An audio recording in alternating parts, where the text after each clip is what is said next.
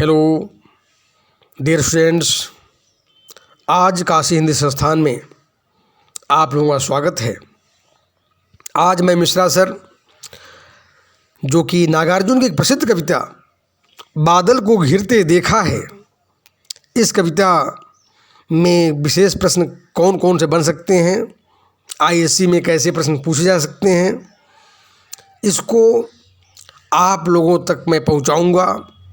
सबसे बड़ी बात है कि इधर जो आईएससी पैटर्न में जो परिवर्तन आया है उसको ध्यान में रखते हुए मैं आप लोगों के लिए ऐसे कुछ प्रश्नों को दे रहा हूं। यानी जो क्राइटेरिया है 1+2+4, ध्यान दें। निम्नलिखित काव्यांश को पढ़कर पूछे गए प्रश्नों का उत्तर दीजिए। ध्यान दें। अमल धवल गिरि के शिखरों पर बादल को घिरते देखा है, छोटे छोटे मोती जैसे उनके शीतल तुहिन कणों को मान सरोवर के उन स्वर्णिम कमलों पर गिरते देखा है, बादल को घिरते देखा है। यहाँ ध्यान दें, यहाँ 3 प्रश्न पूछे गए हैं। कवि कौन है, वे किस धारा के कवि हैं। दूसरा प्रश्न, मान सरोवर क्या है, कहाँ पर स्थित है।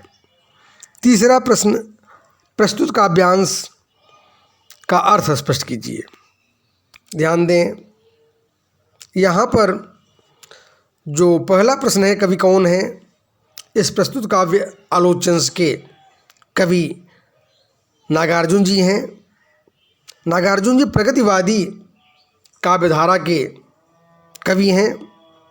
अब दूसरे नंबर प्रश्न में आ रहा हूँ उत्तर के रूप में। मानसरोवर क्या है।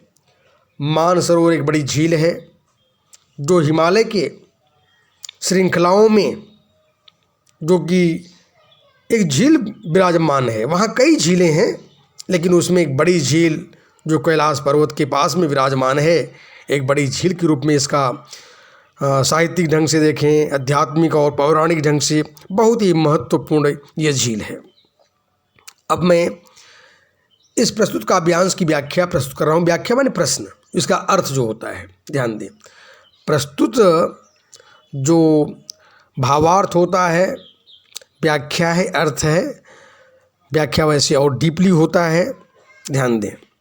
तो अमल धवल गिरि के शिखरों पर बादल को घिरते देखा है, यहाँ पर कवि नागार्जुन जी ये कहते हैं कि वे हिमालय के पास में, हिमालय के उन चोटियों के पास में गए हुए हैं और श्वेत पर्वत शिखरों पर वहाँ बादल घिरा हुआ है। अचानक देखते हैं चारों तरफ बादल घिरा हुआ है और वह देखते हैं, मोहित हो जाते हैं और कहते हैं वहाँ की प्राकृतिक सुंदरता तो अद्भुत है, मनोरम है। कहते हैं कि बादल को गिरने वाली जो बर्फ़ है वह सफ़ेद मोती के समान तथा तरल बूंदों की ओस कणों के समान मान सरोवर में वह जो है बूंदें गिरी हुई हैं और उस पर जो कमल वहाँ पर जो विराजमान है, मान सरोवर की झील में जो कमल खिले हुए हैं, उन कमलों पर वह जो बादल और वहाँ के जो ओस की बूंदें जो गिरी हुई हैं, उससे वहाँ की सौंदर्यता में 4 चांद लग गया है। कहते अमल धवल गिरि के शिखरों पर बादल को घिरते देखा है, छोटे छोटे मोती जैसे उनके शीतल तुहिन कणों को। यानी जब बादल के छोटे छोटे कण जो मोती के समान विराजमान हैं और जब मान सरोवर में खिले हुए जो सुनहले रंग के जो कमल हैं उन पर जब गिरते हैं तो वाकई उसमें सौंदर्यता की अनुपम छटा बिखर जाती है, मानो 4 चांद लग गया हो। कहते हैं वह दृश्य अधिक मनमोहक हो जाता है। इस तरह से यानी कवि हमारे नागार्जुन जी वहाँ पर जा कर के जिस प्राकृतिक सुंदरता को देखते हैं उसका मनोरम दृश्य आप लोगों के समक्ष पेश किए हैं। ध्यान दें आगे। अब अगला प्रश्न, इस अनुच्छेद को, इस अवतरण को ध्यान सुनिए आप लोग। ऋतु बसंत था, ध्यान दें, ऋतु बसंत का सुप्रभात था, मंद मंद था अनिल बह रहा, बालारुण की मृदु किरणें थीं, अगल बगल स्वर्णिम शिखर थे, एक दूसरे से विरहित हो अलग अलग रह कर ही जिनको सारी रात बितानी होती, निशा काल से चिर अभिशापित बेबस उस चकवा चकई का, बंद हुआ क्रंदन फिर उनमें उस महान सरोवर के तीरे, शैवालों की हरी दरी पर बादल प्रणय कलह छिड़ते देखा है, बादल को गिरते देखा है। ध्यान दें, इस पर 3 प्रश्न पूछे गए हैं। कौन कौन क्रंदन कर रहे थे, उनका क्रंदन कब समाप्त हुआ यानी कब बंद हुआ, और अगला प्रश्न रात में क्रंदन किनका था, और नेक्स्ट है प्रस्तुत पद्यांश का अर्थ स्पष्ट कीजिए। ध्यान दें, चकवा चकवी रात में क्रंदन कर रहे थे, जब सुबह हुई तो उन दोनों का क्रंदन, जब आपस में मिल जाते हैं तो उनका क्रंदन समाप्त हो जाता है। नेक्स्ट, रात में क्रंदन चकवा चकवी कर रहे थे क्योंकि वे दोनों रात में अलग अलग हो जाते हैं। आने वाला प्रभात उनके लिए प्रसन्नता लेकर के आया है। रात के दुख को भुलाकर प्रभात के अवसर पर प्रसन्न हो रहे थे और सुबह के समय में वो दोनों मिलते हैं। ध्यान देने की बात है, वह दोनों श्रापग्रस्त हो गए हैं और शाम के समय में वे दोनों रास्ते भूल जाते हैं, और ये रोज़ प्रतिदिन की प्रतिक्रिया है, उन लोगों की नित्य क्रिया बन गई है। रात जैसे हो जाती है वे दोनों वापस आना, अपने घोंसले पर वापस आना भूल जाते हैं और सुबह रोज़ आना फिर मिलते हैं। इस तरह से सुबह का उनका प्रेम का कलह सुंदर वर्णन के रूप में दिखलाया है। ध्यान दें, कवि नागार्जुन जी यहाँ तीसरे प्रश्न, प्रस्तुत पद्यांश का अर्थ या व्याख्या स्पष्ट कीजिए। प्रगतिवादी कवि नागार्जुन जी कहते हैं कि बसंत के मौसम में एक प्रातः काल शीतल मंद और सुगंधित वातावरण तथा रक्तिम किरणों वाले बाल सूर्य के प्रकाश में चमकते हुए शिखरों पर पक्षियों का विभिन्न क्रीड़ाओं में मग्न देखा है। क्या सुंदर लिखते हैं कि बसंत ऋतु था, सुबह का समय था, मंद मंद धीरे धीरे वायु बह रहा था, बालारुण की मृदु किरणें थी, यानी सुबह के समय में सूर्य की लाल किरणें, मृदुल किरणें, मानो वह जब पड़ रही थीं सूर्य की किरणें तो शिखर जो थे स्वर्णिम यानी गोल्डन कलर के दिखलाई दे रहे थे। उसी समय में क्या देखते हैं कि नागार्जुन जी एक दूसरे से विरहित हो अलग अलग रहकर ही जिनकी सारी रात बितानी होती, यानी सारी रात दोनों पक्षी चकवा और चकवी बेचारे अलग अलग थे, लेकिन सुबह देखते हैं बड़ा प्रेम से दोनों, वह यानी प्रेमी प्रेमिका या पति पत्नी मान लो, चकवा और चकवी दोनों बेचारे मिलते हैं। निशा काल से चिर अभिशापित, यानी यह चिरकाल से अनादिकाल से वे अभिशप्त हैं, शापित हैं कि जैसे रात होगी रात में मिल नहीं पाएंगे, दोनों अलग अलग दोनों रात भर बिताते हैं बेचारे। बेबस उस चकवा चकवी का, रात में रह रह करके मानो बेबस होकर करके दोनों मिल नहीं पाते हैं क्योंकि श्रापग्रस्त हैं, रास्ते भूल जाते हैं। बंद हुआ क्रंदन फिर उनमें उस महान सरोवर के तीरे, मानो सुबह के समय में उनका जो क्रंदन था, जो विरह वेदना थी, वह यानी विरह वेदना समाप्त होती है। ध्यान दो, वह रात का वियोग का रोना मानो उनमें बंद होता है। शैवालों की हरी दरी पर, यानी जो वहाँ पर शैवाल है, काई है, झील के पास में जो शैवाल है वह मानो हरी दरी पर, क्या सुंदर कवि ने सुंदर वर्णन किया है, मानो हरी दरी पर बिछा करके दोनों शैवाल, यहाँ हरी दरी का वर्णन किए को मूल्यांकित किया गया है। ध्यान देने की बात है, पहले गाँव में जब कोई मेहमान आते थे तो उनको दरी बिछाई जाती थी, इसलिए उस शैवाल को, उस हरी शैवाल को कवि ने उसको हरी दरी के रूप में मूल्यांकित किया है। यानी बड़े सुंदर तरीके से ध्यान दें बच्चों, प्रणय कलह छिड़ते देखा है, बादल को घिरते देखा है। इस तरह से दोनों मानो प्रेम की बातें कर रहे हों, दोनों पति पत्नी, प्रेमी प्रेमिका, या कह लें वैसे भारतीय संस्कृति में पति पत्नी ही प्रेमी प्रेमिका होते हैं, और आज दोनों वह मानो प्रेमी प्रेमिका दोनों, चकवा और चकवी दोनों मिलते हैं। अब मैं तीसरे स्टंजा की ओर आ रहा हूँ, ध्यान दें आप लोग। दुर्गम बर्फानी घाटी में दुर्गम बर्फानी घाटी में 7 सहस्र फुट ऊंचाई पर अलख नाभि से उठने वाले निज के ही उन्मादक परिमल के पीछे धावित होकर तरल तरुण कस्तूरी मृग को अपने पर चिढ़ते देखा है, बादल को गिरते देखा है। क्या सुंदर कवि कल्पना है। यहाँ पर मैं 3 प्रश्न बनाया हूँ आप लोगों के लिए बच्चों। उन्मादक परिमल किसको कहा गया है?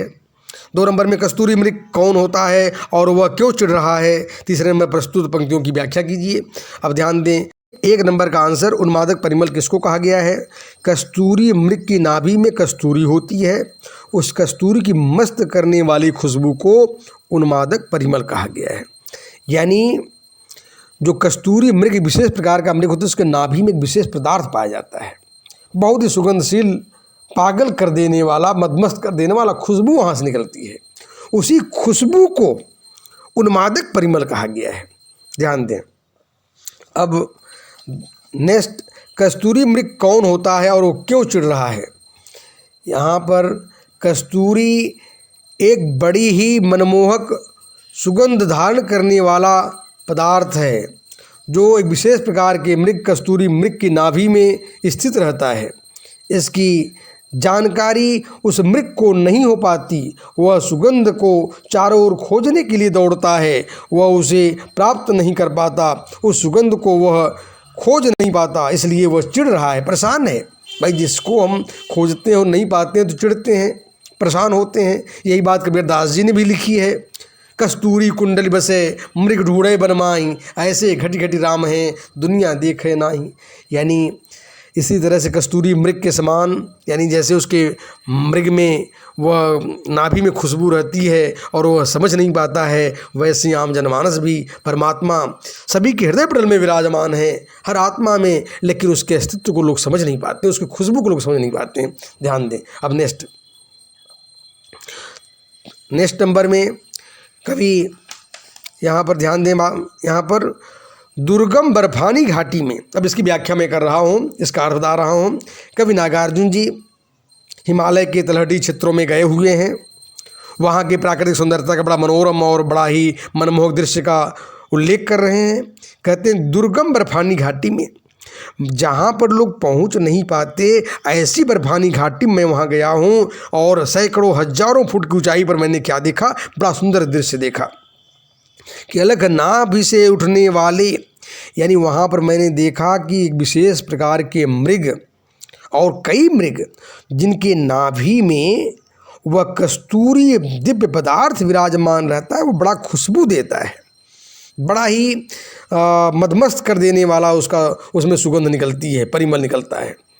और उसी सुगंध को पाने के लिए वह यहाँ वहाँ दौड़ता है, कभी इस पहाड़ी पर, कभी उस जगह पर, यहाँ वहाँ चक्कर काटता है और अपने सुगंध को पाने के लिए यहाँ वहाँ बेचैन उठता है, दौड़ता है। तरल तरुण कस्तूरी मृग को अपने पर चिढ़ते देखा है। कवि ने कहा कि वह जो मृग हैं विशेष प्रकार के, वह जो दिव्य पदार्थ, तरल पदार्थ उनकी नाभि से जो निकलती है, उसको पाने के लिए, उसके सुगंध को पाने के लिए, यानी सुगंध तो निकलता ही रहता है, उस दिव्य पदार्थ को पाने के लिए कि यहीं वहीं वो पदार्थ है, उस कस्तूरी को पाने के लिए दौड़ते हैं और नहीं पाने पर चिढ़ते हैं। क्या सुंदर दृश्य कवि ने यहाँ पर उल्लेख किया है। नेक्स्ट ध्यान दें, इस इम्पॉर्टेंट अनुच्छेद को जरूर पढ़ें। ध्यान दें। कहाँ गया धनपति कुबेर वह, कहाँ गई उसकी वह अलका, नहीं ठिकाना कालिदास के व्योम प्रवाही गंगा जल का। ढूंढा बहुत परंतु लगा क्या, मेघदूत का पता कहीं पर, कौन बताए वह छाया में, बरस पड़ा होगा नहीं यहीं पर। जाने दो वह कभी कल्पित था, मैंने तो भीषण जाड़ों में नभचुंबी कैलाश शीर्ष पर महामेघ को झंझानिल से गरज गरज भिड़ते देखा है, बादल को घिरते देखा है। ध्यान दें, 3 प्रश्न मैं यहाँ पूछा हूँ आप लोगों से। कवि ने मेघदूत के बारे में क्या कहा है? मेघदूत कौन था? कुबेर की नगरी कौन सी थी? क्या उसका अभी भी अस्तित्व है? नेक्स्ट, प्रस्तुत पंक्तियों का अर्थ स्पष्ट कीजिए। इसमें कवि नागार्जुन जी ने बताया है कि मेघदूत कवि कालिदास द्वारा लिखित रचना है। मेघदूत उनकी प्रमुख रचना है जो हिमालय पर घटित हुई दिखाई गई है। मेघदूत यहाँ पर बादल कहा गया है। ध्यान दो, कालिदास ने बहुत ही सुंदर ढंग से मानवीकरण किया है इस मेघदूत पुस्तक में, जो एक महाकाव्य है। ध्यान दें। नेक्स्ट, कुबेर की नगरी कौन सी थी? ध्यान दें, धन के स्वामी कुबेर की नगरी अलकापुरी थी जो हिमालय पर्वत पर बसी थी। एक स्थान पर कवि का संकेत देते हैं कि वह नगरी कवि की कल्पना थी। ध्यान देने की बात है। कवि ने, वैसे हमारे प्रगतिवादी कवि यहाँ पर थोड़ा अपना व्यक्तिगत मंतव्य दिया है कि वहाँ पर कवियों की जो कल्पना थी अलकापुरी, वह यहीं पर विराजमान थी। शायद इसलिए विराजमान थी कि यहाँ की प्राकृतिक सौंदर्यता बहुत ही मनमोहक है। यह नगरी दुनिया से अलग नगरी है। आगे बच्चों, इसकी व्याख्या मैं प्रस्तुत कर रहा हूँ। प्रस्तुत पंक्तियों का अर्थ स्पष्ट कीजिए। प्रगतिवादी कवि नागार्जुन जी कहते हैं कि हिमालय पर आज कुबेर और उसकी अलकापुरी नगरी का तो कोई अस्तित्व नहीं है। इसी प्रकार कालिदास द्वारा वर्णित मेघदूत और गंगाजल का उल्लेख ही है, किंतु वर्तमान में उनका कोई अस्तित्व नहीं है। कवि को अभी तक पता नहीं है कि मेघदूत का मेघ कहाँ गया।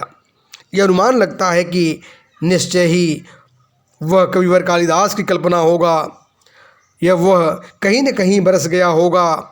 कवि ने यहाँ कैलाश पर्वत के ऊंचे शिखरों पर भी तूफानी बादलों को आपस में संघर्ष करते हुए, गरजते हुए, बरसते हुए मैंने देखा हूँ।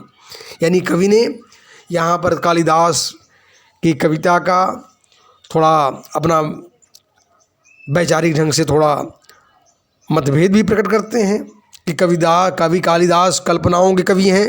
लेकिन मैं यहाँ व्यक्त करना चाहता हूँ, कवि कालिदास मानवीकरण यानी मानवीय प्रकृति का मानवीकरण जितना सुंदर ढंग से महाकवि कालिदास जी ने किया है, शायद ही किसी कवि ने आज तक कर पाया हो। तो उनकी कविता पर आक्षेप लगाना यहाँ पर नागार्जुन जी को शोभा नहीं दे रहा है, यह उचित नहीं है। एक प्रकार से ध्यान दें। इस प्रकार से कविता की व्याख्या समाप्त हो गई है और इसको बड़े पैमाने पर आप लोग अपनी कवि यानी जो व्याख्या है, जो प्रश्न है, उसका रसास्वादन आप स्वयं करें और भी अपने इष्ट मित्रों को भी इसका रसास्वादन कराएं। आप लोगों को सारे आंसर्स जो हैं टेलीग्राम ग्रुप पर, यानी जो KHS मिश्रा सर का जो संस्थान है वहाँ पर आपको टेलीग्राम ग्रुप में मिल जाएगा। तो इसलिए आप लोग इसका प्रश्नों को तैयारी करें ठीक ढंग से, ISC में अच्छे मार्क्स पाएँ, ये मेरी शुभकामनाएं हैं। लेकिन बड़े पैमाने पर प्रचार प्रसार के रूप में आप लोग अपने उत्तरदायित्व का निर्वहन करें। इसको बड़े पैमाने पर सब्सक्राइब, शेयर और लाइक अवश्य करें। धन्यवाद।